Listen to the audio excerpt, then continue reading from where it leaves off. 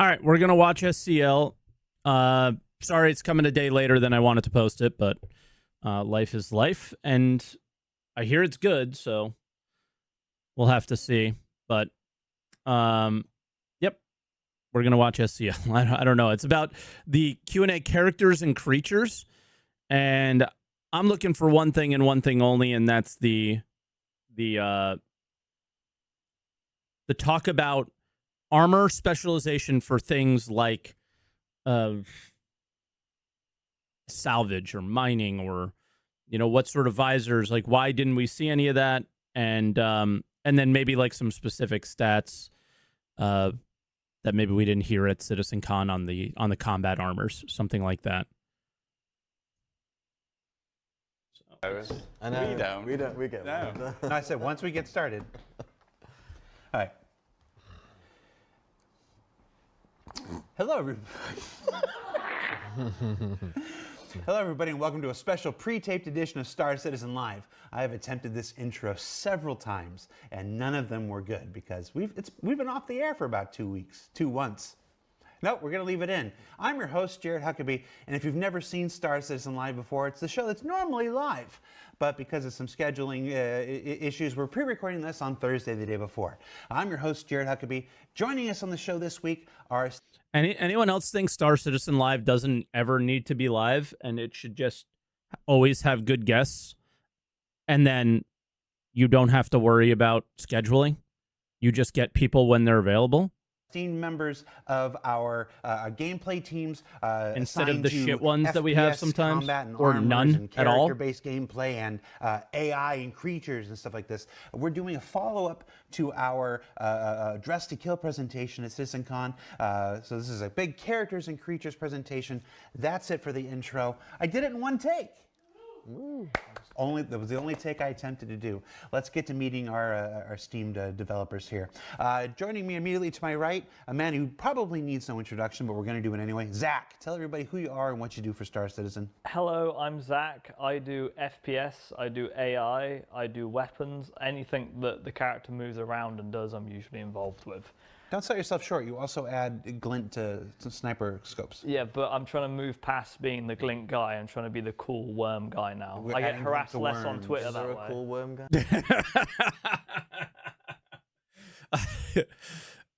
I get harassed less. Whoa, Luke is there. What the fuck?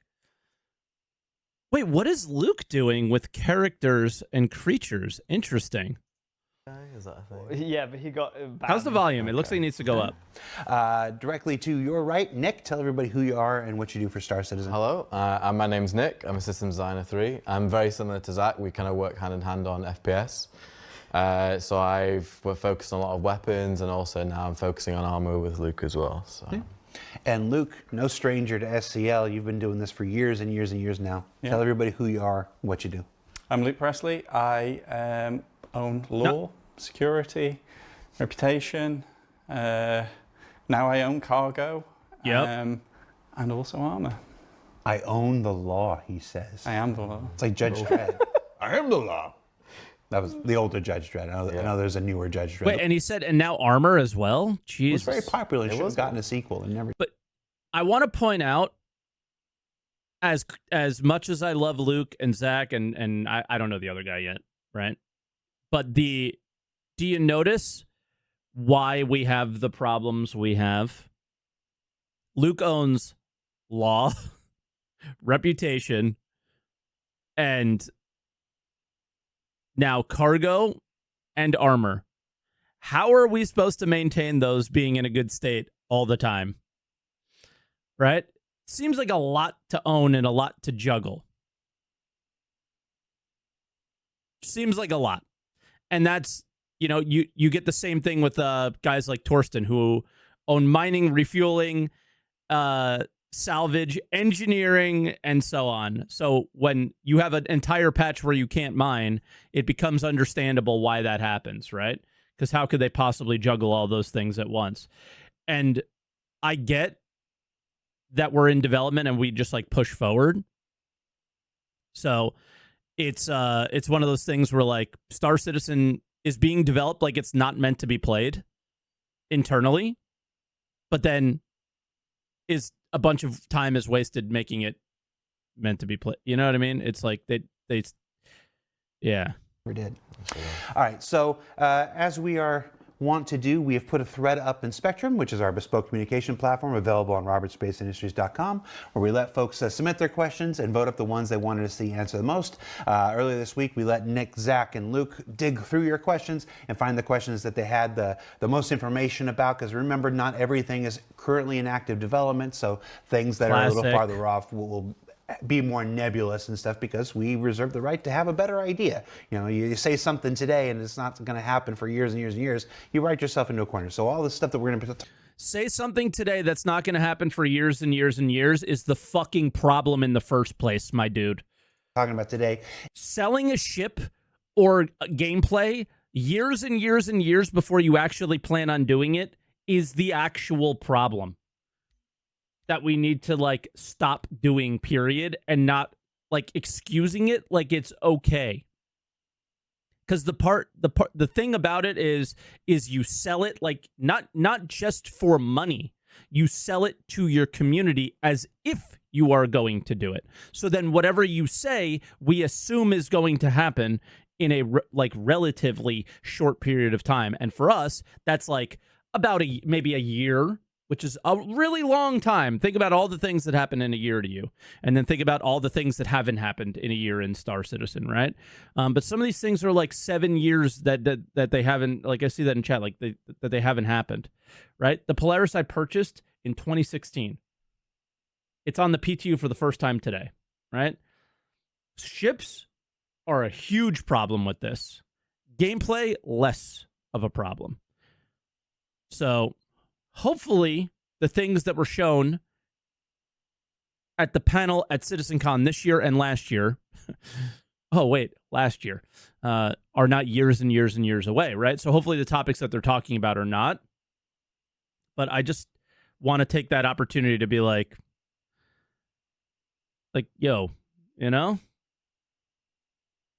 It's not a valid excuse. Is the imminent work, the stuff that we're heading into in 2025 and stuff like this. So, Nick, we're going to start with you. Sure. Start with here. That hurts to hear. 2025. You represented, or the next evolution of the armor archetypes system that you and Luke have worked on, stuff like this. I had no idea Luke was on that. This question simply says, we saw a lot of combat suits there, but how are engineering, mining, and industrial suits also coming along? Yeah, so yeah, that's correct. We did see a lot of combat stuff. I think we were very excited to show a lot of the new armor sets that we're making, and it was just by chance that they were combat focused. But any eagle-eyed spotters would have seen in one of the slides, we actually had the concept or the prototype of our mining suit. So the mining suit is going to... So that was the one that had no EVA. I think it was yellowish or something. It had like the different helmet. I'd have to look back, but I remember them showing something that looked industrial, but we didn't know what it was. I guess it's a mining suit. Have its own dedicated mining visor, where you'll be able to scan and find more detailed information about minables that are around you, much further distance. And obviously it offers great environmental protection. So obviously we want players to be going down in caves and obviously with different temperature resistance and obviously for storage as well. So those minables, whether they be large or small, we want the player to be able to think, if they're dedicated in mining, that they can head towards that. And we've got the salvage suit as well, like just reminded me of that. Like we obviously, the beauty of this as well is we are going into some of our armor sets that are more legacy as well. So it's not just new armor sets. So obviously we've got the current Grin armor, which I actually think has got a really cool feature. So it will be kind of streamlined more with the backpack. It's have its own dedicated backpack, which will stream from the tool through the arm into the backpack, which means once you're salvaging, you will... Yeah, that was always supposed... That was in the original concept. But when it came out, it did not look like that, right? Nice. Have to worry about changing the vials and whatnot. It'll go streamlined straight into your backpack. So if that is something you're dedicated in, then that has that opportunity as well. So the mining suit, because we almost had a miner in our demo, but the armor wasn't quite ready. There's a visor specifically for the miner suit that'll help you better identify materials and stuff like this. For the salvage suit, is there something similar for the visor? Are we working on a specific salvage visor? Yeah. So But it's probably way less detailed because salvage is. Bro, how disappointing is like I love salvage. I love doing hull scraping. But honestly, if you really think about it, compared to mining's depth, how disappointing is salvage? Like, it's okay to have like for me I feel like it's okay to have no risk, but like with hull scraping, like, you know, when you blow up a rock, you might explode kind of thing with mining. You don't necessarily need something like that with salvage. But I feel like it's just lacking like so much depth, right? There's only 2 materials that you get out of salvaging. That's more what I'm going down the line. Because like I'm thinking, what kind of visor would I even want? And this is the shit that drives me up a fucking wall. You have guys who are now making UI elements off of a salvage mechanic that has 2 materials and structural salvage that is clearly like not what it's going to be in the long term. To like, there is no shot that these 2 mechanics stay the way they do, which is hull scraping and structural salvage. They are going to change vastly at some point, right? Vastly at some point. And now you have developers essentially like, this is a huge waste of time from my perspective, is I would say don't deliver any suit at all, or don't deliver any visor at all, right? UI is like a huge bottleneck for everything. Just if you do any UI, just make it super like, hey, mega placeholder, we expect all this stuff to change. Or something. Like, just don't waste any time on it, because it as somebody who really enjoys mining, as somebody who actually enjoys hull scraping, not the structural salvage as much, and other things around cargo, it's been very obvious over the years that when they build the ships, UI, and even some of the locations, gameplay, and so on, before the actual gameplay is in a close to final state. I would say cargo is in a pretty close to final-ish state.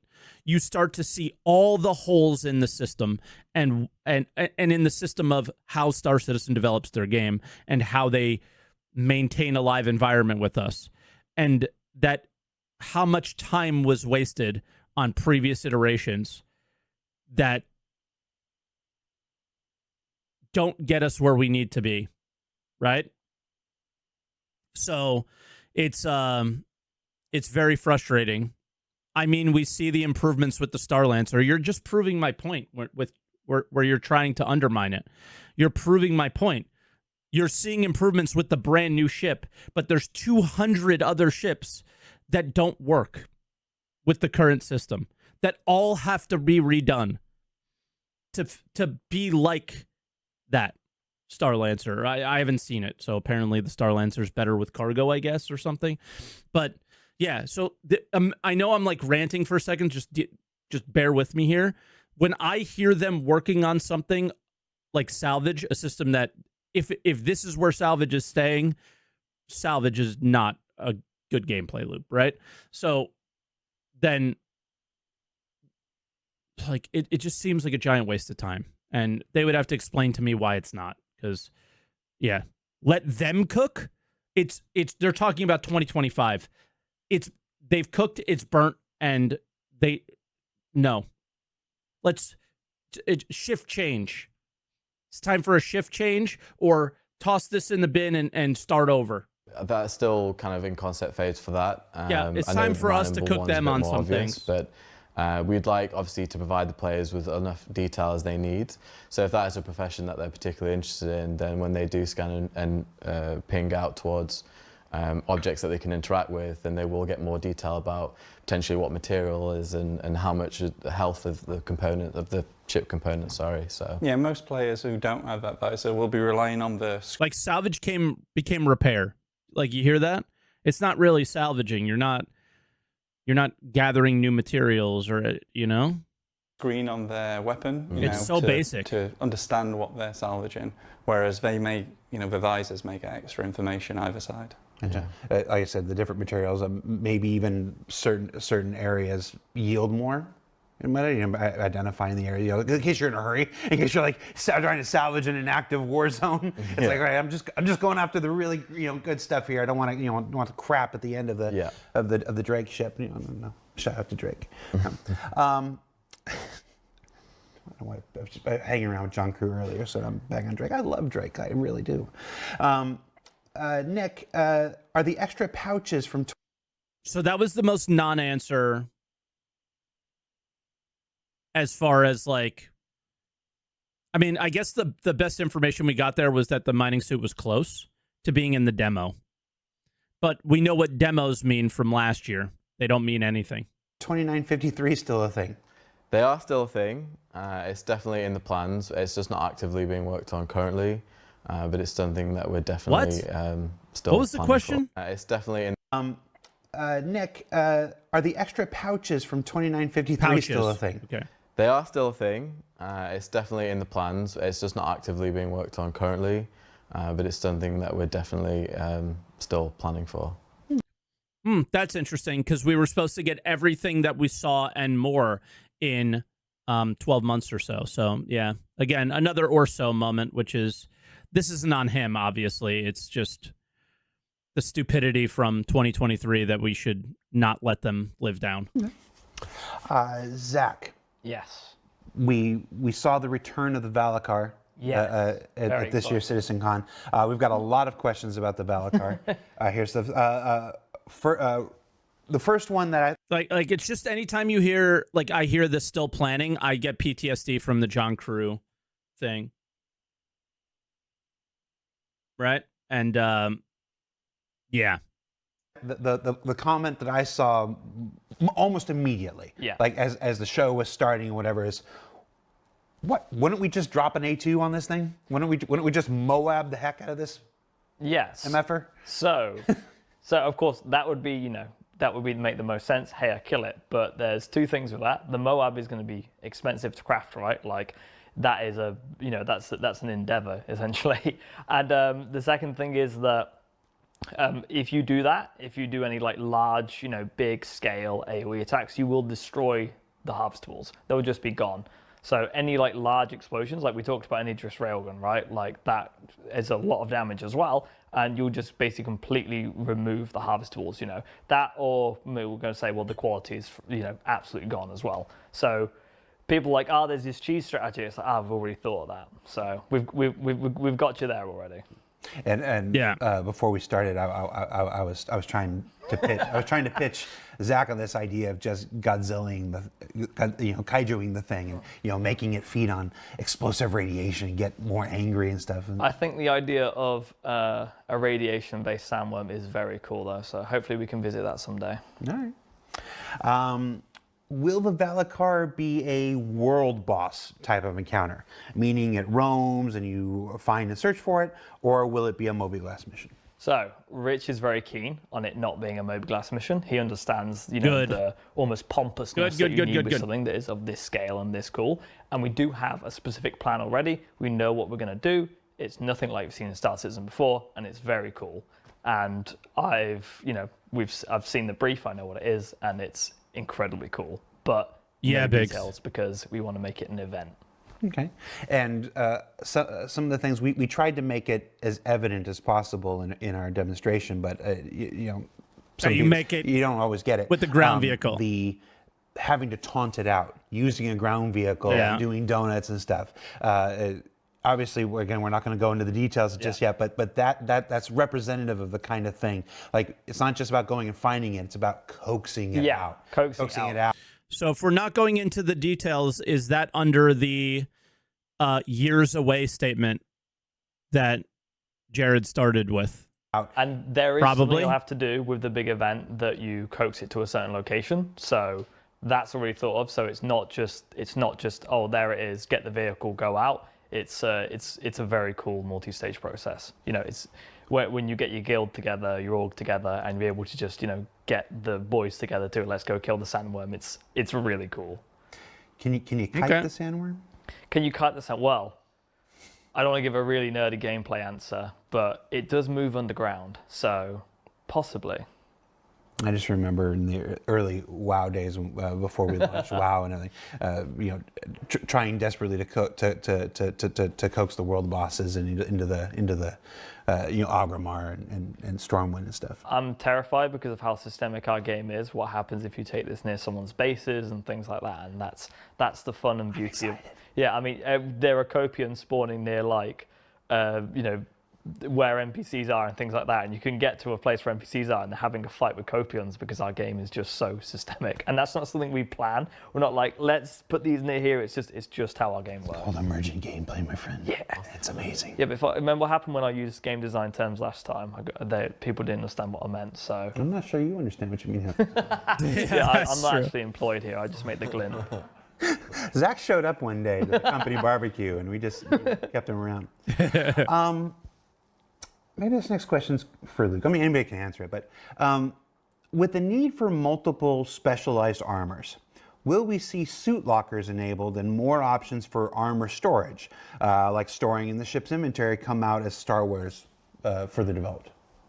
Well, those are on very different teams, like the Starware and the lockers. So those guys have very different priorities as well. I can't guarantee they'll come out at the same time. All ships that should have inventory, though, do currently.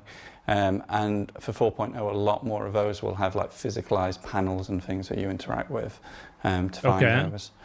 And like the lockers themselves, those are really cool. Like they allow you to kind of pre-customize, you know, your loadout. Whole loadout, yeah. Yeah. And then swap. That's cool. Swap We'll let into him it talk. very quickly, like, and your clothes would go into like the mannequin on the inside as well, so you can quickly swap back and forth. They also have like, you know, small inventory space, so you can put your spares, like your glasses and your grenades and whatever in there. Hell yeah, nice. Yeah, so like there will always be somewhere to store these things when you have to take them off or swap, but you know, they may not come online at the same time.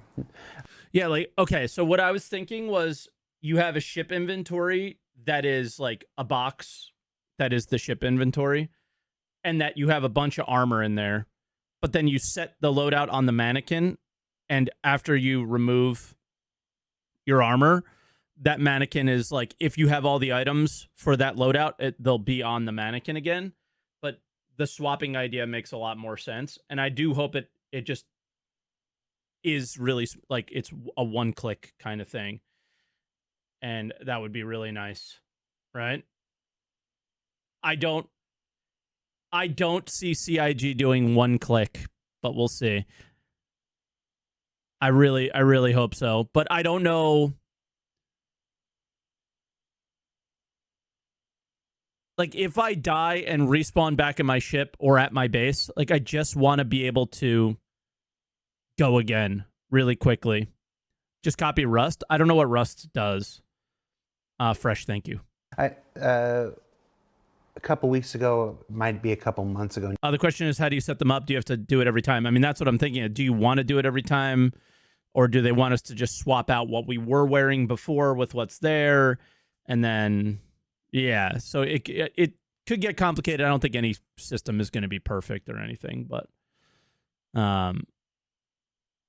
he's going to explain it. Oh, okay. It sounded like he was done, so that's why I now because Stop. time is illusion. I've been sucked into Citizen. I thought it was for all so long. done. All right, cool. Yeah, we'll wait. We released a preview on social media about the upcoming base building and the suit lockers and these gorgeous, you know, Snugs, lockers thank where you. you can just display your full loadout and stuff like this in your homes and whatnot. And it occurs to me that, you know, with cargo grids and having these things, that you might be able to, ships have their own suit lockers, but you might be able to, you know, kit your ships out with even more lockers not, and stuff like that, you know, carry them around and basically really do the doomsday prepper kind of thing. Like, you know, I've got my Zeus, I've got my a C2, and in the back I've just got, you know, the Batman armory for every occasion. No matter what comes up, I can run to the back, and, you know, there's my mining outfit, and there's my salvage outfit, and stuff like this. And that's a really exciting moment for me, because it's not like, obviously the inventory screen is cool. You go through and you know, drag and drop and whatever.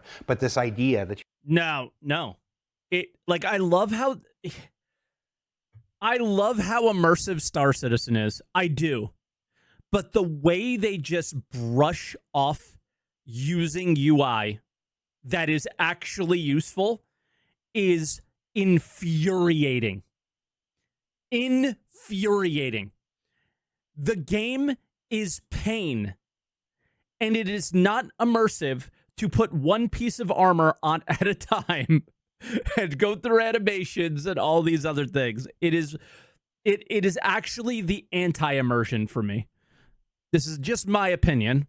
Feel free to disagree with it. I'm sure a lot of people do. But some simple menus to get to the immersion of the planets and the ships and the things that really actually are there. you just said. It's almost like you know, your model's in the background there. Yeah. Like if you want to show off your favorite armors, you know. You don't want to play a spreadsheet. Are you fucking stupid? Where do you get clicking on a UI element to add armor onto your character? Where do you get a spreadsheet out of that? Where does that happen? How dense do you have to be to get what I just said into spreadsheet? Do you just listen to me talk about Eve and then assume that I'm just going into some like elaborate spreadsheet? What are you talking about? There they are behind And then the do shiny glass. And then to immediately How do just we go come right to that it, conclusion? like, equip. I want that. Yeah. I think that's going to unlock a lot of cool gameplay. Yeah, that's something that Rich is really passionate about as well, because you know we have so many different types, and these like specializations, they kind of enhance the other styles of gameplay. So if you're in a dropship, for example, you don't want to be dropping into a hot war zone, and then you're like, oh, okay, 1 minute, let me drag this, and let me drag that. You want to be like, no, I want my combat. Yeah, I want to go straight to it. I want to get out there. I want to fight. So they kind of, all these little things that we're doing kind of start to complement one another, and it starts. Okay, they're saying one thing, but it sounds like another. Right? It sounds like I want to quickly grab my armor. But I guess we don't know. And again, it's the going on SCL without having the actual stuff finished. Here we are. To feel more cohesive and what we intend. Yeah, when your ship's being attacked, you know what I mean, the lights are going off, you're really worried. You're not like, oh, hang on, let me open a menu. It's like people are coming. Yeah, you want the Doom shotgun gif, right? Like these guys are coming, well, boosh, and then it's gonna be cool. Okay, I'm getting attacked. Hold on, let me open a menu. I'm getting attacked. Hold on, let me go up an elevator in my ship or down an elevator to the place where my armor is. Hold on, let me click that thing. Oh, wait, never mind. My ship is gone. A menu I can access no matter where I am. Right? You're going to have to actually go to the physical place where the armor is.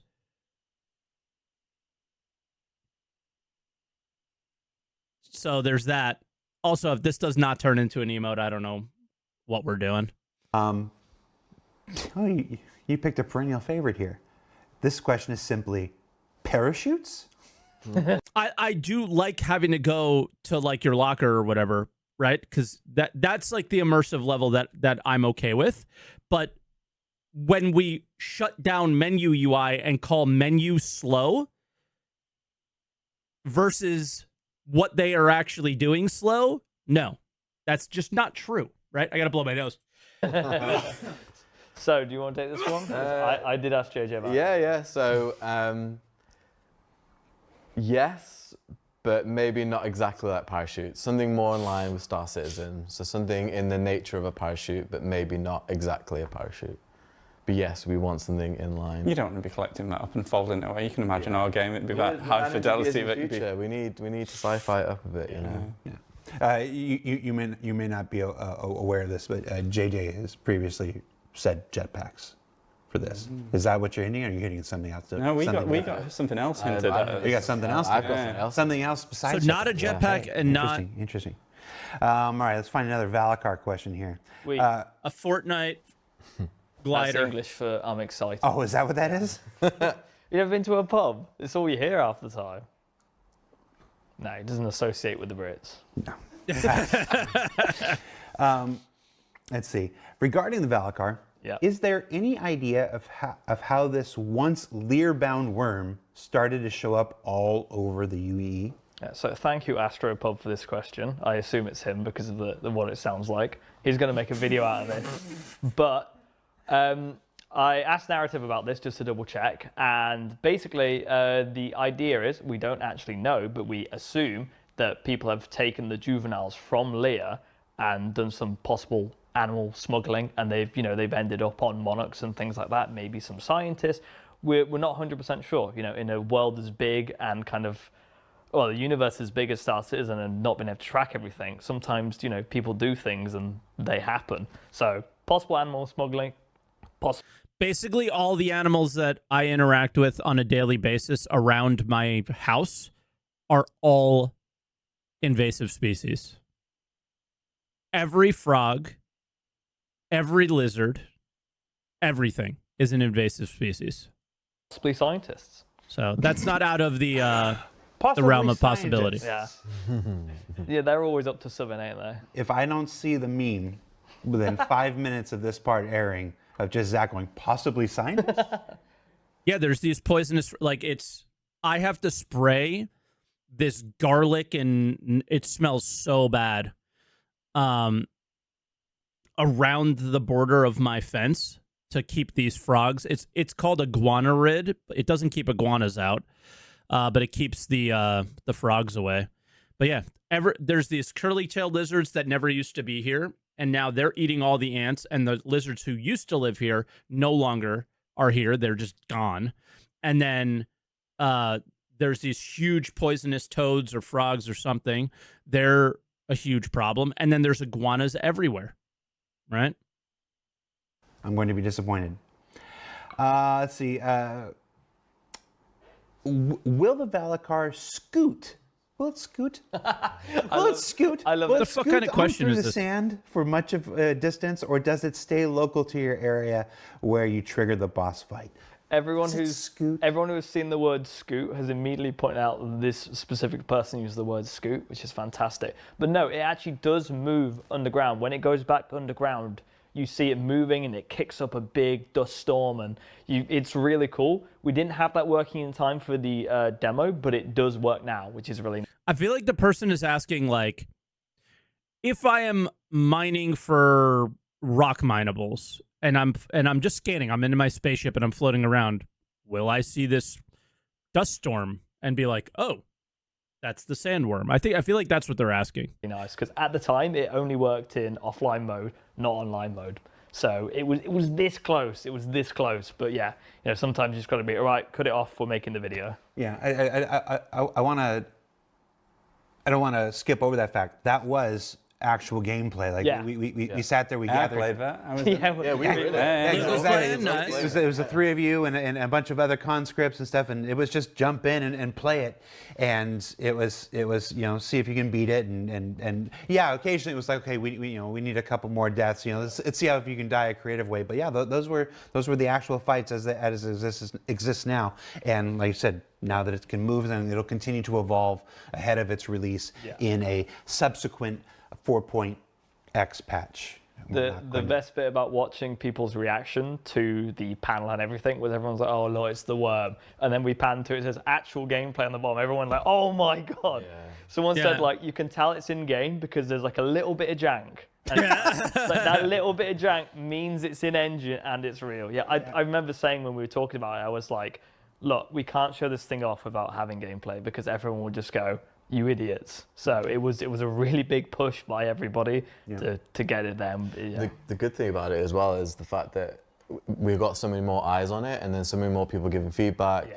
We got to test it more, ironically, because we were getting so much footage for it. We were playing it so much that we were like, okay, this, we found new issues, and it was a very helpful experience. Yeah, and when we did. Yo, that's crazy. When the dev plays their game, they have good experience, like actually making it better. That's crazy. The first recording, Holy we had to shit. scrap it because I was in an unreleased ship and I didn't know. I didn't know that. We had to scrap that whole first playthrough because of it. Oh, were you in a? I was in the. Yeah, you're not supposed to be in that one. Yeah. It's really cool. You can ask me these things. Okay, that's what happened. All right, because there was a whole playthrough we couldn't use, and I was trying to figure out why. That makes way more sense. If it was a gun, I'd know, but ships, not me. What? You don't know everything everybody else is doing? I don't know anything about Project ships. this big? I know like the names of 5 ships. I can name you every gun, but if you're like, what ship is that? I'd be like, that's crazy, bro. Clue It sniper. is crazy. It's nice for Arrowhead. Why doesn't it have a glint on it? Can we get an update to the rolls of armor sets that have been sold on the Pledge store? Sure. Is this your... So basically, it's obviously we've provided a number of armor sets through the website for various things. Some get coupled with a spaceship. Some are, going all the way. I think even the old Voyager Direct store probably had 1 or 2. So are there specific updates to those roles yet, or is that something? Well, so all armors are going to get A role? like roles and specializations, all of them, and the subscriber stuff is all variants of things already in game, mostly. And even the more unique stuff will get a role. So, Okay. Yeah, you don't need to worry about that. Like we'll just this. I won't go through them all. Yeah, I was going to say. I think what the question is actually looking for is like a comprehensive list. Like back when I was running the subscriber program way back when we invented like the Overlord arm. I remember when I was in the studio when he was doing something for it. Which was a vigilante gang in Pyro and stuff like this. Right. So probably, well, which roles are those armors and stuff like this? The Parasite helmet is like, what role is that for? And stuff like this.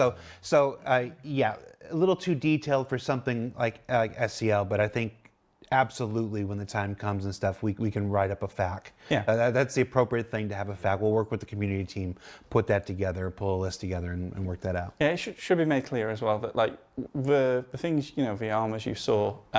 There is no need for an FAQ if you like. This is like 1.0 polish level things. There is no need for an FAQ if you go down the line of what we saw at CitizenCon, right?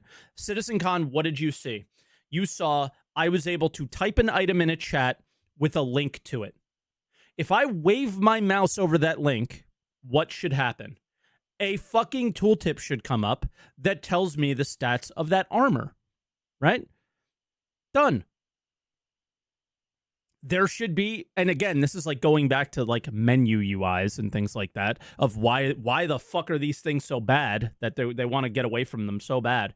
If I click on that, maybe it should open up a menu somewhere in my mobiGlass, I guess, so because it has to be diegetic and all this other bullshit. And then then you look at it and you read the details, right? I think that kind of stuff comes at the end, though. That kind of stuff doesn't necessarily come at the beginning of a game's development, and it's really sad, and it's insane to say, but we're still very much at the beginning because these guys haven't finished a lot, right? It's a lot of unpolished, uneven, remotely finished things, so it still very much feels like we're at the beginning, even though it's been over a decade. But the need for an FAQ and going down the list and explaining everything, I don't know if you really need to do that. Do it in game. They're our newest, shiniest ones. That's the reason we picked those. Yeah. But all the legacy stuff, all the stuff that's currently in game right now. It's also worth saying like a lot of these armors they were very specialized, and we were trying to use that as a showcase to show like, okay, so if you want to be the ultimate stealth, you pick this stealth suit. But we are having items that are not every item is going to be specialized to the T. There are going to be ones that tinker towards that way. Yeah. Like, they're a little bit of stealth, but they also have loads of attributes. It's not like, oh, I've picked the stealth out, so now I'm really weak. Like, so we just focused a lot on those ones. And they said there were a lot of attributes that we didn't see. So like a lot of the subscriber ones are absolutely going to still have traits and stuff, but it doesn't mean More generalized. more generalized, exactly. Yeah. But it doesn't mean like, oh, okay, I've got this helmet, so that means I'm forced down this route. It's, you know. That's a good point. Two points to remember, that the majority of armors will be a more generalized thing with little tiny advantages here and there and stuff. And the second, that you can still do almost anything in any armor. Exactly. It's just a question of how well you'll do it, or how much of an advantage you'll have in one particular area. Exactly, and then when you really want to specialize and you progress through the game and you work with factions and guilds and you get rewards, and then all of a sudden it's like, I want to be the salvager, you have that suit, etc. So one of the things we mentioned is backpacks, and how some armors may have. I mean, that sounds like you don't even get the salvage suit unless you've gone through the process. Or it also sounds like buying it on the website. The Grey Cat suit has been part of packages, I'm 99% sure, right? People have that in their pledge, like wallet or whatever the fuck it's called. Have their backpacks removed. So like this question says, will flying with backpacks still be possible, or will we need to stow them? You will need to stow them, yeah. It will be a case of, obviously we have so many different backpacks and we've got more coming down the line, so it might be a case of that and I think it depends on the ship as well, we talked about, right? It depends on whether they be automatically stored or whether... There are seats that, like, you know, the dropship seats, right, that have their own inventory. Yeah. And you'll automatically have that backpack and your weapon, anything else that would clip, you know, taken off and put in that inventory. And when you stand up, it will appear back on you. That's cooking. That is cooking. Because, as you said before, Nick, like, the last thing you want to do is be strapped into your dropship, you know, and then the doors open, and then suddenly, backpack, gun, you know, taking all that visual. That's a major piece of information there, Luke. Like, you know, Yeah. it's in the last couple patches when people have seen, you know, we've seen things, people stick. Rule of cool versus real. This is kind of rule of cool and real at the same time. Like, it's not real because it's not reality that armor automatically gets put on you like fucking Iron Man. But the idea that it's automatic is really good. That's going to start a fire. Why would it? What is the point of a dropship, guys? Any ship could be a dropship, so giving functionality to dropships is a good thing. Taking chairs, you know, to the cargo grid on the sides of, you know, whole seas and stuff like this, and people have had questions about, well, what does this do for dropships if you can just put seats anywhere and whatnot? Like, where's the value of my dropship? Yeah. But you just dropped a great little pearl there. Yeah, that yeah. a dropship seat will have its own specific inventory. It will store your backpack, your weapons, blah blah blah blah blah, so you can sit comfortably. And then when you get out, all there for you. That's huge. Yeah. And I think folks who own a dropship will appreciate that. We're looking at other places where we can... Is the Redeemer categorized as a dropship? I don't know. Is a Cutlass steel is, but like there's ships that I feel like have jump seats that aren't dropships necessarily. And maybe do that as well, like, you know, maybe single-seater ships and things, but, you know, nothing confirmed. Okay, he wants to add it to single-seaters as well, which is not the worst thing either. I personally would be fine with that. Get me into the game. While we're talking to you, Luke, why not? We have seen showcases of specific armor specializations like heavy combat and heavy tracker. Will we see armor variations of different types like light tracker and medium combat, and how will those full set bonuses differ from the shown examples? Give me a detailed list, 17 examples, please. Okay, all right, Just number give one. Yeah, of course, you will see different like weight classes for the majority of the roles. With the main differences, like there'll be unique differences, but main differences obviously being protection versus mobility on foot and then in flight. So for instance, like, you know, the hunter, say, we've got a light hunter, we've got a medium hunter and two heavies currently. They'll all be, the best in their classes at scanning, finding life forms, but maybe the heavy will be way better at it than the light. But the light gets the benefit of being stealthier and faster. And it's like, which one do you take? If you're storming, if you know your bounty is in an underground facility they've taken for themselves, you're going to go in the heavy one. Whereas if it's in busy streets and stuff, you take the light. So it's all about, It's about knowing your prey. If you're stalking somebody, who's savvy and knows what's. In the end, they don't know their game yet because their game doesn't exist. And they have to leave as many options out there, and they will balance it after to make sense. Right? They're making educated guesses at the moment. Going on, like Space Tomato or something, you'd want a heavy armor because they're probably going to fight back, and you want the additional protection. But if you're stalking someone who has no clue what's going on, you're just going to be able to sneak up right them, like Captain Burks. You can just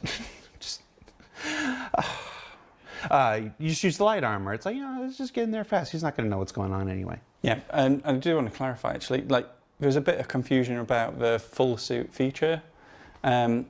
That isn't some arbitrary buff. It's not something we just made up. 7 of 7 superpowers. Yeah. Why not? Not all suits will have this kind of thing, but it tends to be systemic. So say the stealth suit's a really good one, right? The bit you put, the piece you put on your arms, that masks the emissions of your arms, right? So you need the full set to fully be hidden. Gotcha. Otherwise, some part of you is giving off emissions. Damn, I was totally fine with 7 out of 7. It doesn't have to be superpowers or anything, but I was totally fine with full suit bonus, an extra 5%. Yeah. This is cool though. It's not you put it on and then suddenly you vanish off the face of the earth. It is this. It just kind of, brings me back a little MMO stuff. I would have been fine with full set bonus, but this isn't bad or anything. Damn it. Fair enough. Zach, going back to creatures here.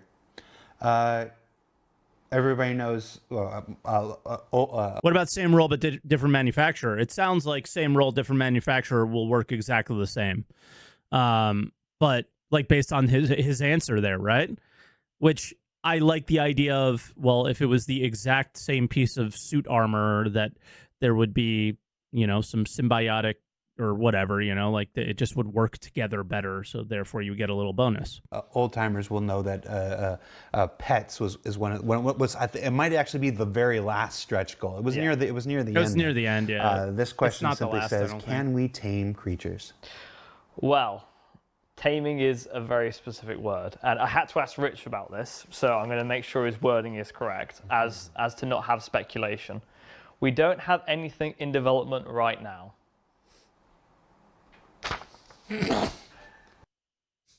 So no speculation.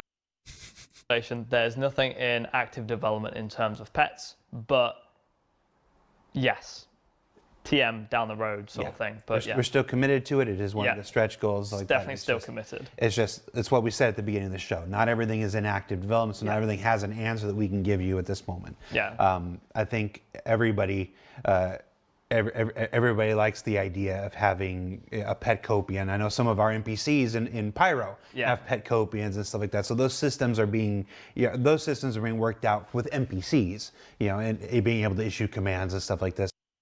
I just got so depressed. My cat died before this game came out. I got my cat 2 years before I backed the game. And I never got to play with my pet cat in my game with my spaceship.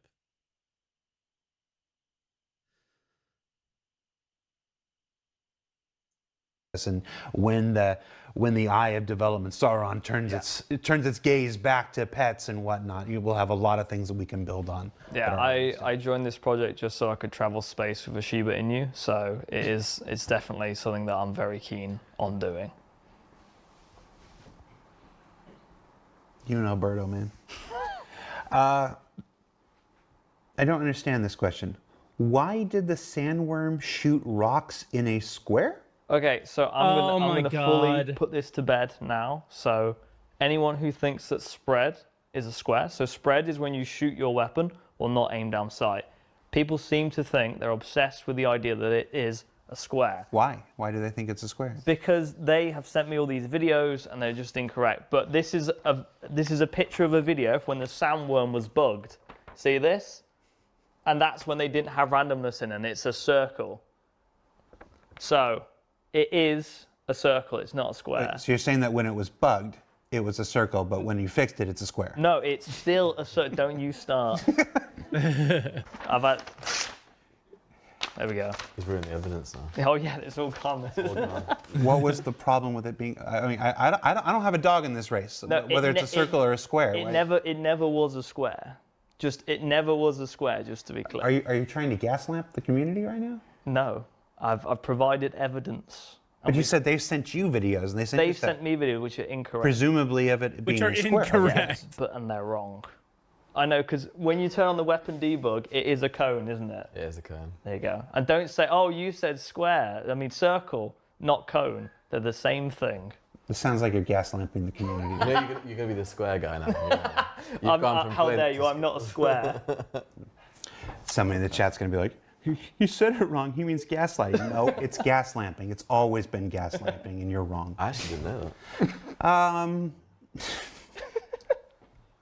I hope you know. The show doesn't get any better when it's taped.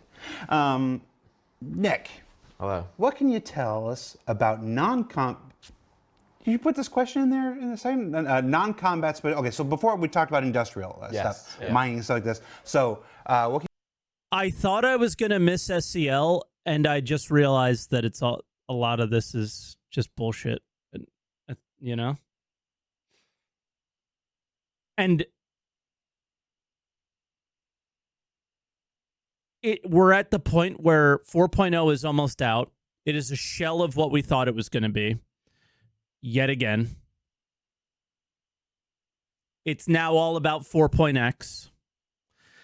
And these conversations are meaningless at the moment, unless this stuff is coming in the next patch after 4.0. Right? Maybe not the Valakar thing, but the armor stuff? Yeah, it's tough. I'd like to hear their intentions, but at the same time, once they get into the development, like their intentions change a little bit. you tell us about non-combat, non-industrial specialization armor and clothing? Stuff like medics and repair people and... I'm glad you said medics, because I saw a lot of comments about medics. So yeah, we do have lots of... Well, yeah, you have like a pretty detailed medic UI, so you would think that you would have a lot to go off of on a medic visor versus, again, like what I was talking about with salvage earlier. You don't have a lot to go off of. It's just like, there's RMC here, there's not. There's damage here, now there's not. Like, that's pretty much it at the moment. Non-combat, so things like, obviously, a medic. And again, we kind of, not just by class, because obviously, like Luke mentioned, it's not just always about the mass and the size or more protection. It's also about, like, what makes sense. You know, if you're a first responder, what would you wear? You probably wear something light, quick on your feet, can get down to it. If, you know, if someone's in a cave or whatever, get down there and help someone out. But then obviously we talked about potentially the ideas of like... Someone's in a cave. How do all these people die in caves where there's nothing in the caves? Why are there so many missing people in caves in this game? A medic on the front line, so they'd have a bit more protection. But the things with the medics, obviously they've got the visor, so they're going to have more, when they ping and scan, they're going to have the vital signs of people in their group. So if someone's down, they're going to get a notification on their screen to be like, someone's over there, and that maybe how long they've got before they're incapacitated. And then obviously we've also looked at the idea of like refilling your med pen, so the vials on your leg, again, kind of being a systemic system about it. You rather than discarding your med pen, you actually put them back and they slowly refill. So it means that your primary role isn't just focused on combat, you're on the front line, like healing people up and helping them, body dragging them to areas of safety and whatnot. No one's body dragging when we have tractor beams. We've just beams. started concepting like the tech suit, which I know is quite a vague term, but obviously we've got hacking in the game coming soon, and that would be like the idea that you can remote hack, so maybe you don't actually have to go up to the terminal, and this suit will excel at that. And obviously again, you'll have its own different visor. And one exciting feature is like wireless charging, which I know we're quite passionate about. So some of our combat armors, which we've not really spoke about before, but if you have your energy magazines and you store them onto your suit, you'll start to get a bit of a trickle charge because they are essentially batteries. So these magazines will start to slowly recharge, and there's kind of like the trade-off, right? So it's like ballistic, they've got a limited. Does anybody remember Star Citizen 2.0, where we didn't have, I don't think we had any ballistic weapons yet. We maybe had the P4AR, but I remember having the energy pistol that we have now. Just the name's escaping me at the moment, but you would take the battery off and you would put it on this wall mount in Port Olisar, and it would recharge the battery, and then you would take it back. Yeah, the arc light pistol. You would take it back, and that's how you would reload your ammo. To capacity, but maybe they do more damage, whereas like energy ammo, you can slowly recharge it over time via your suit, it's powering it, but maybe they don't do as much damage, or maybe they don't have as much travel distance. And one of the beauties with the tech suit is the idea that you can wirelessly charge your teammates around you. So if I was wearing the suit, a lot of maybes while we're sharing the release of the game at CitizenCon. Luke and Zach would have their energy mags start to slowly recharge, and but yeah, like obviously we mentioned like the pilot suits, and we talked about racing, and I feel like environment suits. Environment suits, another massive one. Yeah, sorry. The leader, aka me, apparently. Yeah, so we've got thanks. We've got environment suits. So obviously, we're going to have these planets that we're introducing and all these different systems. They're going to have lots of hot and cold temperatures, radiation, corrosive. And these planets are going to be, you're not going to be able to travel to these in just any old armor. You're going to have to prepare. You're going to think about storage. And it's like if you're like an artifact hunter, or you grab resources, or you want to be the loot guy and you want to collect everything, like in a Fallout game or whatever, then you're going to have to wear one of these suits and go from there. The other thing is like we'll be scaling back which suits have EVA capabilities as well. Yes. So there are some very specialized EVA suits in the game. Yeah. So if you want to spend a lot of time out in space, these are the ones you'll want. Flying around. Yeah, exactly. And if you're like a salvager, for example, and you're going out in space. I don't know how I feel about their choice to remove EVA from a lot of ships because of the way the game has worked over the years. How many times have you had to like abandon ship? What happens? Even like we shouldn't design based off of bugs, but how many times have you just like randomly fallen out of your ship and things like that? So, being able to EVA towards a ship that's looking for you, things like that. I worry that's not a good decision, but carry a tractor beam with you always, I guess, and you'll always be able to move around a little bit. But when I heard that, I was like, we'll see how that goes, but I don't know if that's actually a good decision. It's like you're going to need a lot of like oxygen capacity and EVA capacity. These are going to be a much bigger deal than they are now. Like it's going to be a lot of kind of preparing for like, okay, like you said, if you're mid-battle, maybe I want to sneak out, do some salvaging, get back quick. Obviously, these are a lot of changes and with a lot of moving parts and stuff. And I can see why there'd be a perception that this just makes the game more tedious. More crap you have to manage, more stuff like this. I don't think always so. Operate, which is and weird. I've been here for a decade now, so I can say this in full-throated here. We always operate on this idea of. He just said the thing. Where did full-throated come from? I've never heard this fucking statement ever until this company. Where does that come from? You bring you, it to the Silver. point of realism, and then you bring it back to the point of fun. Yeah. It's when all these new systems get implemented, all these different suits and all these, this does this best for this and this best for this and this best for this, stuff like this.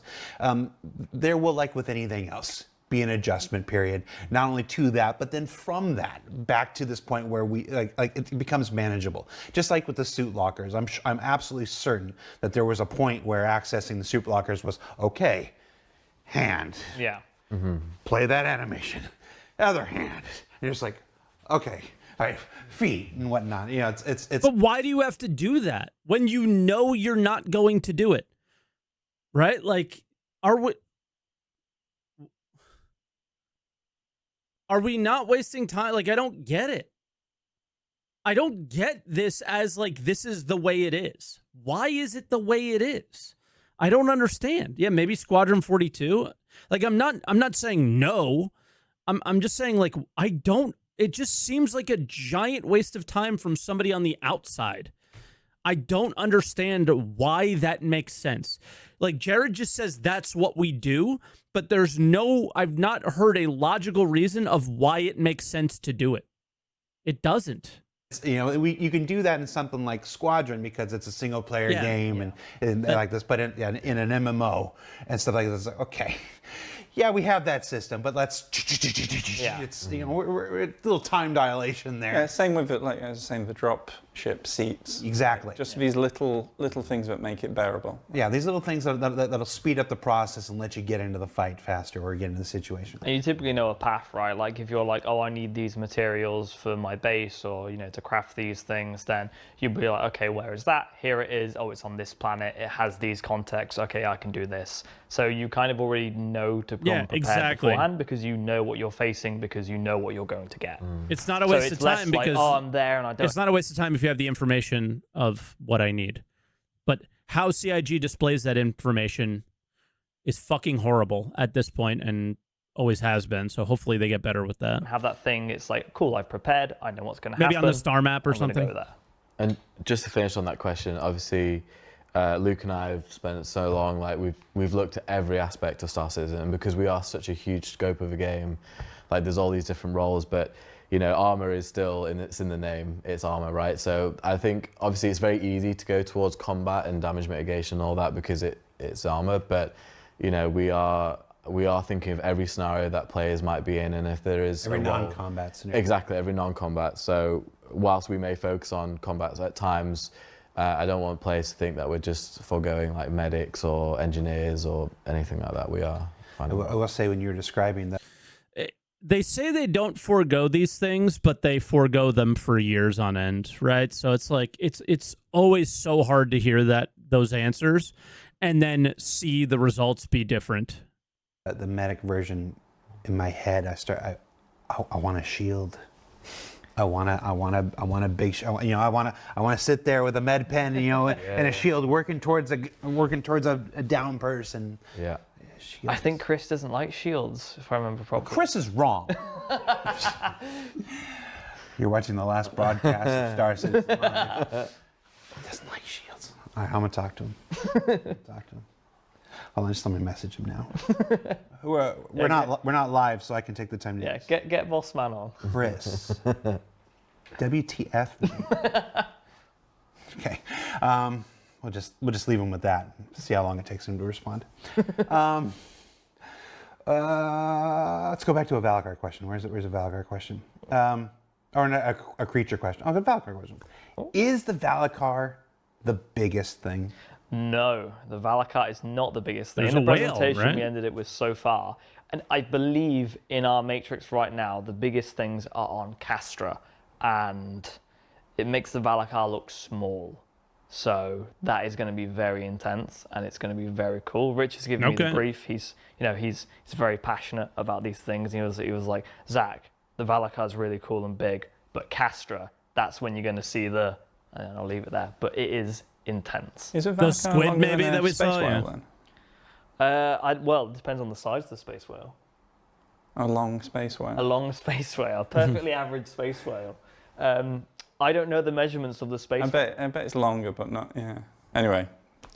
Well, that's all the information you need to know about the space whale. I don't know the measurements for the space whale. Then the space whale's not in development whatsoever, probably at the moment. Sorry. Are you self-conscious? All those things that you saw at CitizenCon 2023 will be here in a year or so. It's going Once south again. this. Just another opportunity to point that one out. My brain went into a whole place where it's just better if I keep my mouth shut. Oh, look, Chris has messaged. All right, well, we don't need to worry about next week's show. Will there be reputation / guild / org clothing items made available that give special stat bonuses or armor capabilities? Not quite. So, Okay. Next question. all like the majority of armor loadout, armor blueprints will be unlocked via guilds. But Or guilds? guilds, not Guilds. player. Oh yeah, they're the player orgs. yeah. Because I always get confused about this because I So was, player orgs will allow you to customize your armor with your logo and stuff on there, but that's it. It's just cosmetic. Okay. Guilds, say we've got these really specialized armors, right? You're not going to find those in shops. They'll be super rare in like loot drops, maybe on missions and stuff like that. So you unlocking that blueprint and crafting it might be the first time you ever come across it, you ever get to, wear it. If it's, one of those super specialized things. But it's not a better, we don't give it a buff because it's a guild version or anything like that. That's crafting. You make it and you make it and you research it, and that's how you get those buffs. Okay. And this ties into your set bonus question from before. There isn't some just magical bonus that's added to these things. It is like as many other things as Star Citizen as we can. We build it systemically, and when you get these pieces, you'll be able to mix them and match them with other armor types, and you make the loadout and the stat pool that you want, from all these things. So Okay. you put a question about subscriber armor in here. Dangerous. Subscriber armor. When we lose it, do we use insurance or recraft a blueprint, and how does that work? Are you looking at me? I'm looking at you. Yes. So with your subscriber armor, you do gain a blueprint when crafting is introduced into Star Citizen.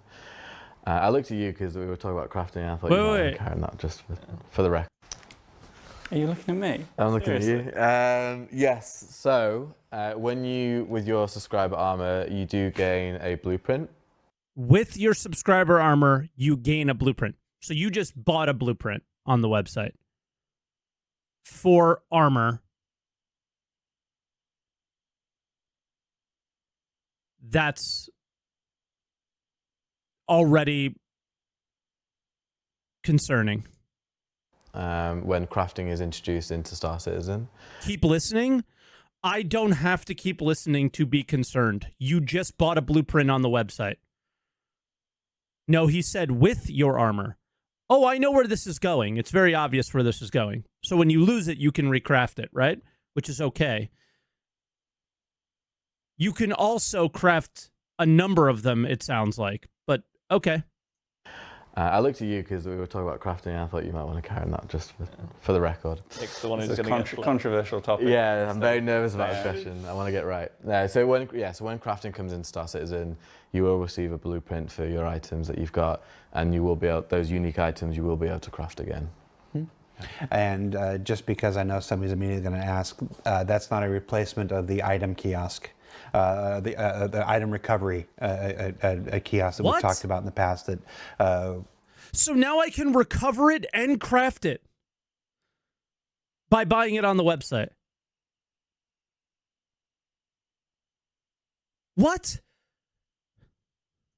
It is, I think it was at one point we intended it to be in a previous patch and it just wasn't ready and stuff like this. There are still plans for that. When we solve a number of technical challenges, we were talking about that before the show. How to keep that from being an item duplication machine. You know, it has to go through and find, like, where is the existing item?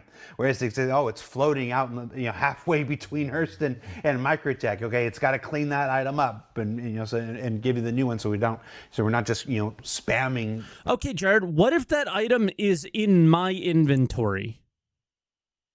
Then I have to craft it? That's the answer there. That's the correct answer, and there is no other one. If this is I need to re-listen to this over and over again. I love that he said we do not want to make it a item dupe, right? I will let him cook. I need to re-listen to it and let him cook properly without interrupting. When I hear him say we did not want to make it an item dupe machine, that's what you need to hear. So that's really good. No, yeah, I'm gonna let him cook more than we're going to go all the way back. Want to get right. Yeah, so when crafting comes in Star Citizen, you will receive a blueprint for your items that you've got, and you will be able, those unique items you will be able to craft again. Number one, those unique items you will be able to craft again better have unique crafting materials to craft those items, right? Or it better be difficult to craft them, I think. Not difficult, but not super duper easy, right? And just because I know somebody's immediately going to ask, that's not a replacement of the item kiosk, the item recovery a kiosk that we've talked about in the past. That is, I think it was at one point we intended it to be in a previous patch, and it just wasn't ready and stuff like this. There are still plans for that. When we solve a number of technical challenges, we were talking about that before the show. How to keep that from being an item duplication machine. It has to go through and find, like, where is the existing item?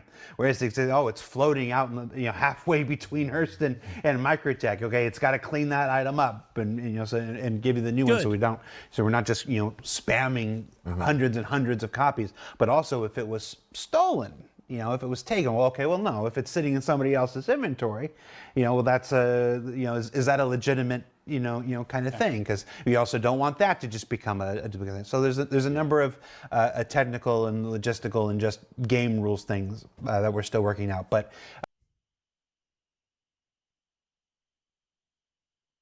I have no notes. Well, they're not sure if it being in someone else's inventory is a reasonable reason to be able to claim it back.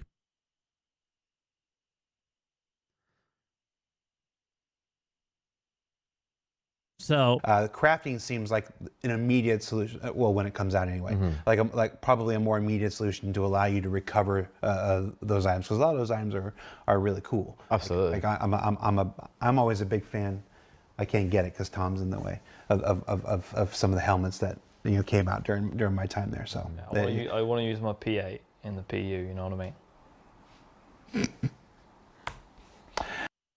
he just says, "I want to be able to use my P8 in the PU," and Jared laughed at him. Sometimes I can't with Zach. You're not the only one. Many games, including Star Citizen, have gear for hot and cold environments. We talked about environmental armors earlier. However, has the team considered specialized clothing tailored to help in traversing places like jungles and swamps?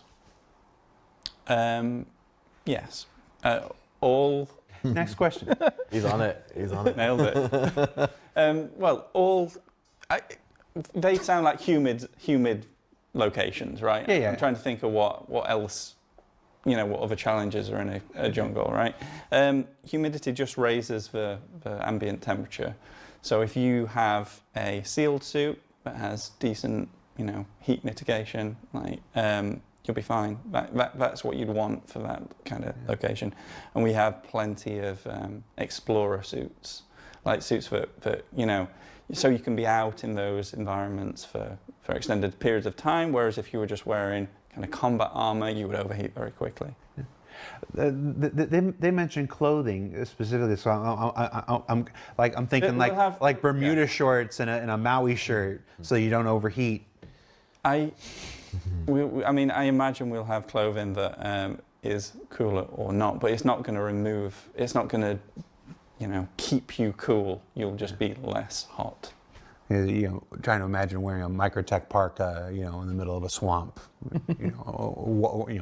watching your Armor that keeps you cooler 1,000 years in the future could make sense, but yeah, less hot is what cold is, right? In physics. vitals go crazy. We've kind of got that currently in game now, right? So when I joined design team, I did a temperature pass on all our clothing and armors.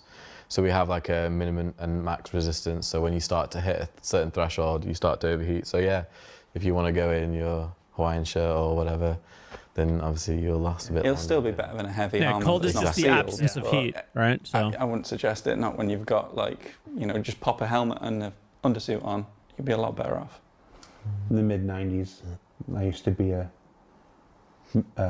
professional baseball mascot, and I used to dress up as Trimmer the Rallysaurus in a big dinosaur costume, and I always had a camel pack full of orange juice and vodka. Nice.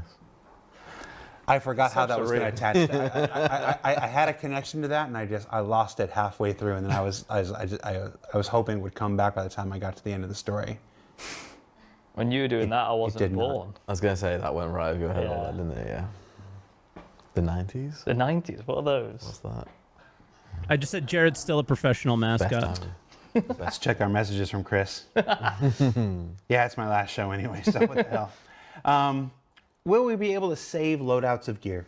Just not a goofy one. Yes. Yeah, in the armor, what do we call them? Armor lockers we Yeah. just talked about. Yeah. So it's kind of what we alluded to earlier, the sense that you can quickly swap to your loadout. By the I'll just believe them that we're going to be able to quickly swap to my loadout. But how will the game know? Like, where will the game grab that loadout from? Is what they just never explained.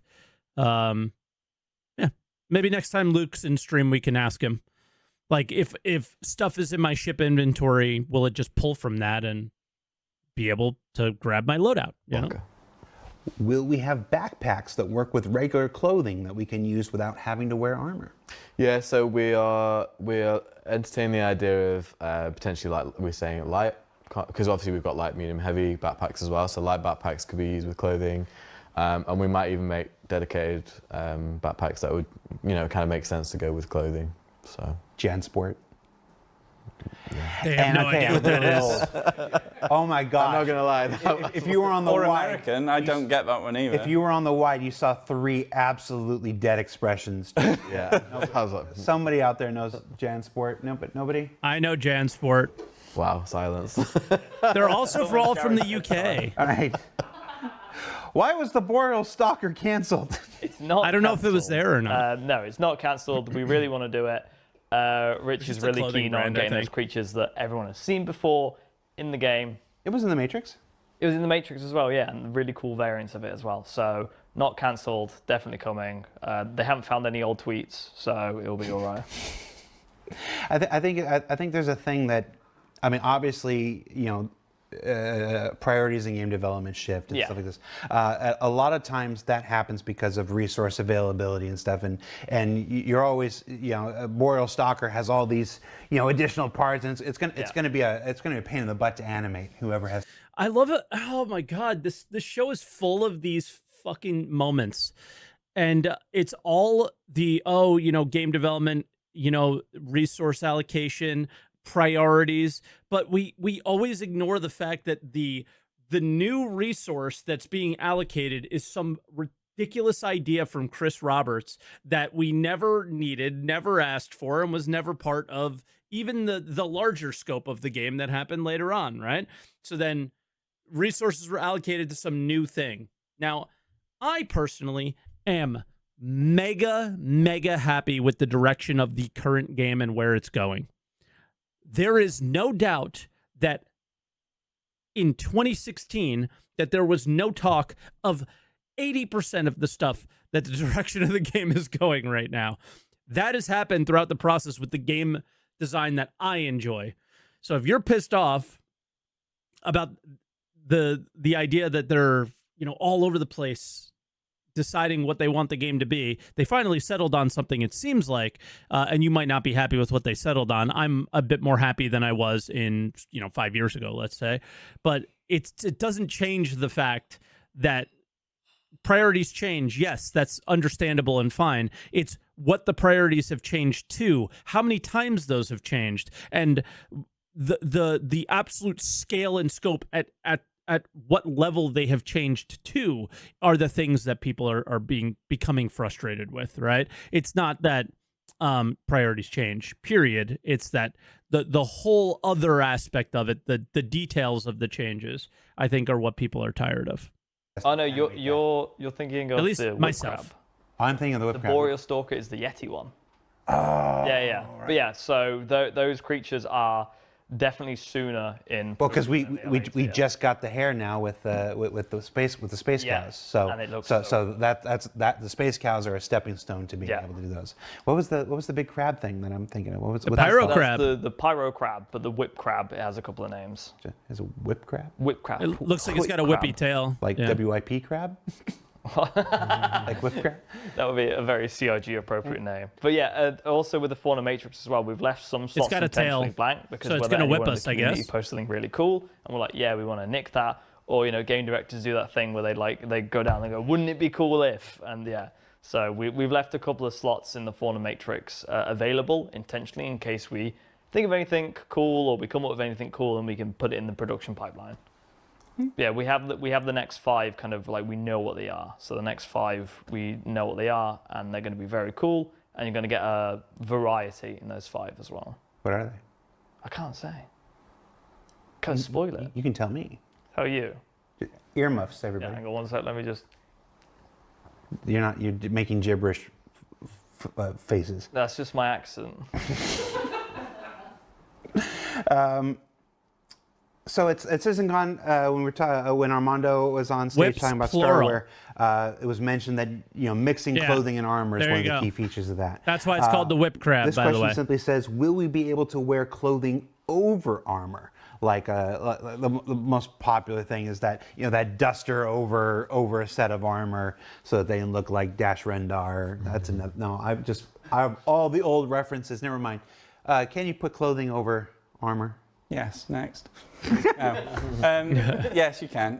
They showed it at There's CitizenCon. kind of multiple layers to it. So there's a bit under layer. Multiple layers. No, there See is what you did there? under layer, over layer, and then the overcoat, right? The overcoat can go over those 2 layers unless it gets too extreme. You've got a huge core or something, something that's sticking out. A coat won't go over that. Maybe a backpack.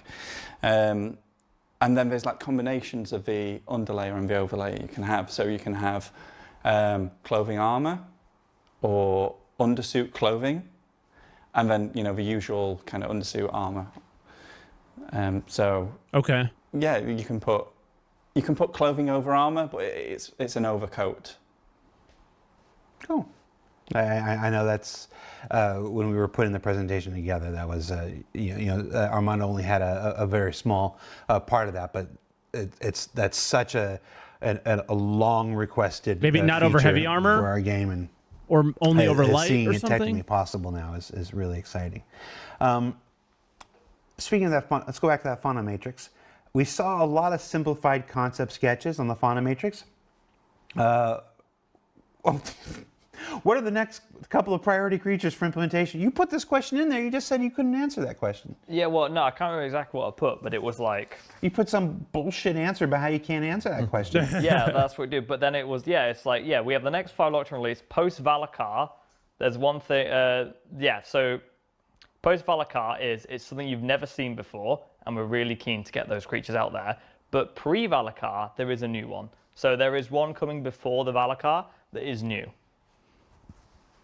What is it? No, I'm telling you. I'm taking. I'll Cal take. 2.0. Oh. We get to do another 10-minute episode where you rugby tackle me. It'll be fantastic. No. Oh, No. All right. Give me the name of the one after the sandworm. the one after the sandworm. Give me the name. They won't know what it is. Just give me the name. No, because they'll know what it is. I'll give you. Is it? I'll give you the name of the one before the sandworm. It's a Toruk. Toruk? Toruk. Toruk? Toruk. And it is a bit sci-fi, but it is a neutral creature, Okay. As opposed to. a hostile. Oh. It won't run at you. Just thinking about alignment. Like, this is a lawful good creature. Turok. Yeah, I wanted to do another neutral creature because Do you think it's a reference to the game Turok? You think it's like a dinosaur flying? I want to work on some neutral creature interactions. Like we have the Quasi-Grazer going out, for example, and that's really cool. Yeah, but like as we develop the dinosaur-y? Quasi-Grazer, you know, when you stand near it and you interact it, you want it to be a bit more interactive. So we're making some creature tech, for example. It sounds really dumb, but it makes a lot of sense when you see the Quasi-Grazer in 4.0 and understand why we're doing it. It's like, you know, when you walk up to it, it looks at you, like a pet interaction and things like that. So any like neutral creatures that you do come into contact with, they're a bit more alive in the world and they're not. Maybe a raptor. It's neutral. Remember, it's neutral. So maybe it's not going to be Turok. You know. Just like doing their own sort of thing. It's like if you walk into a cow, or you see a cow, you know, it is aware of you, it's conscious of you, and that is obviously a lot of subtle animation work. It's a lot of like AI work, but that's really important because I need us to be in a good place for neutral creatures, and that's being worked on as well as the Valakar. How many times have you seen a Quasi-Grazer stand on top of a chair in T-pose? More than you'd hope, but less than you'd expect. Is it as magnificent as I imagine? It is. It's glorious. See if you can send me a picture of that. Pardon? All right, we're wrapping up here. Will it be possible and valid to mix dress types to be more versatile in exchange for losing max stats? Absolutely. Absolutely. That's Absolutely. core to the whole system. Yeah. but Obviously, yeah. Again, you will be worse in some other ways. You might find that mixing together like some random bits of armor get you exactly what you want, you know, for a very specific situation. But like, for instance, we're going to have We will you know, find these full metas, suit, and they will look stupid. kind of features. I feel like. So like there'll be systems and even just kind of weight, you know, the mass support, these things clip together. So right now, for instance, you can put on like a heavy backpack, heavy core, heavy arms, heavy helmet, and then absolutely no trousers, right? Just run around with you know, Saturday night. feeble little legs, somehow holding all that up, and you will be faster currently than if you wore leg armor. So that's going. Like, your puny little legs won't be able to carry the weight of that because we're making all armors heavier as well. So you will need the support of this leg armor to make that viable.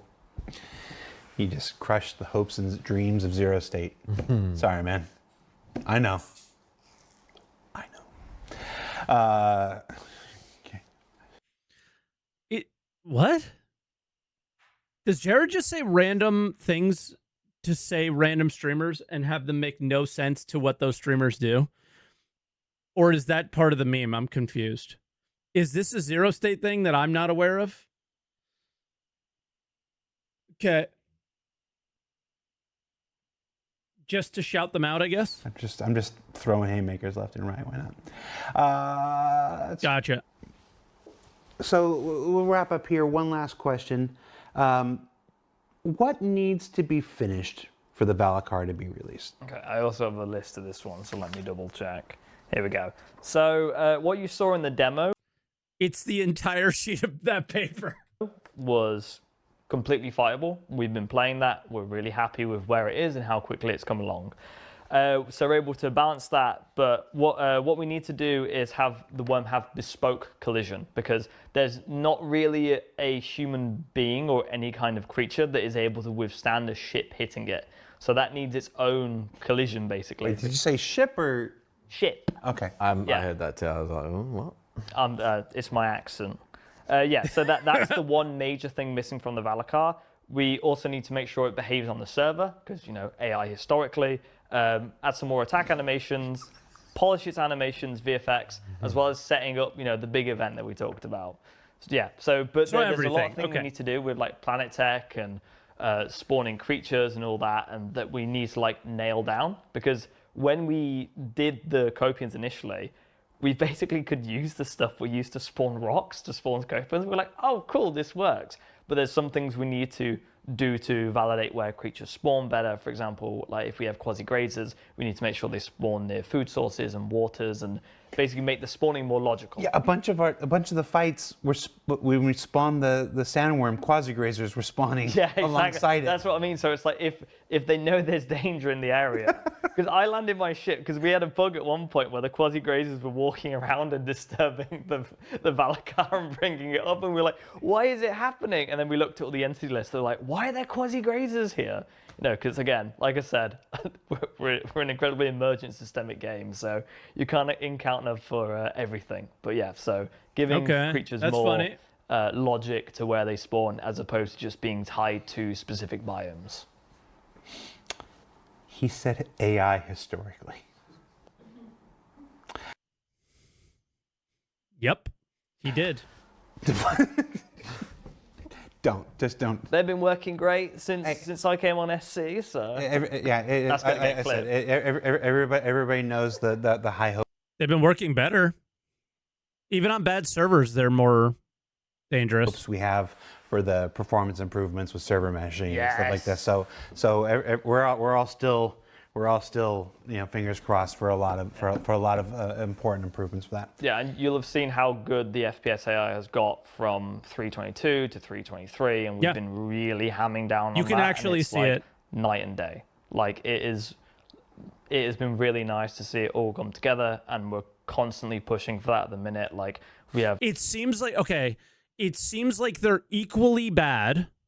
They're still not good, but they're equally bad. Like, I'm going to try to say this in the best, like, this is a positive, I promise. They're equally bad whether the server is at 5 FPS or 30 FPS. Right? Like, that's something that I've noticed. Like, it seems less server dependent. So if the servers are really good, then maybe, like, we'll have really, really good experiences in server meshed environments. So I don't know. Yeah, they just need to not shoot through walls. That's the server, I'm pretty sure. But yeah, it does seem more consistent, right?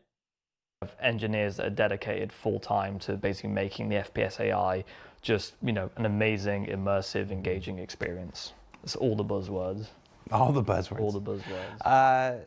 Luke, Nick, Zach. You did That's it. Thank you so much for taking the time out to do this.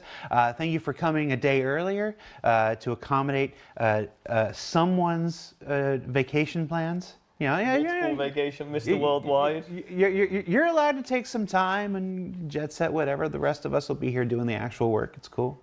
Thank you so much, guys.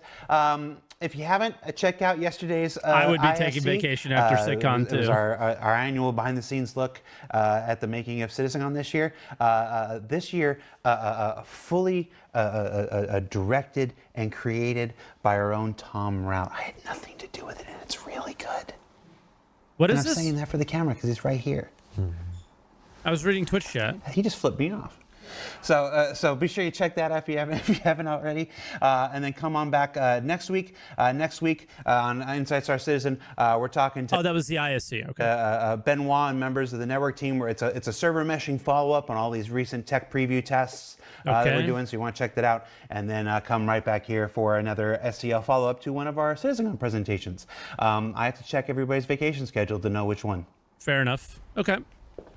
Bye. Oh no, you changed the camera. Disaster. Try it again. Okay. Bye. Wrong camera. All right. Take care, everybody. Thanks for watching. See you soon. Bye. Yeah. All right. That's it. Yay. Thank you, guys.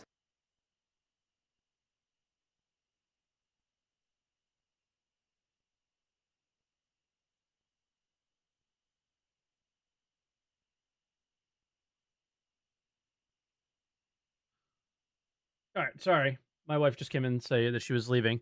So, what do I think? I don't know. I don't know what to think because I don't know when any of this stuff is happening. Like, most of the Star Citizen, like the last year or so that was really, really good,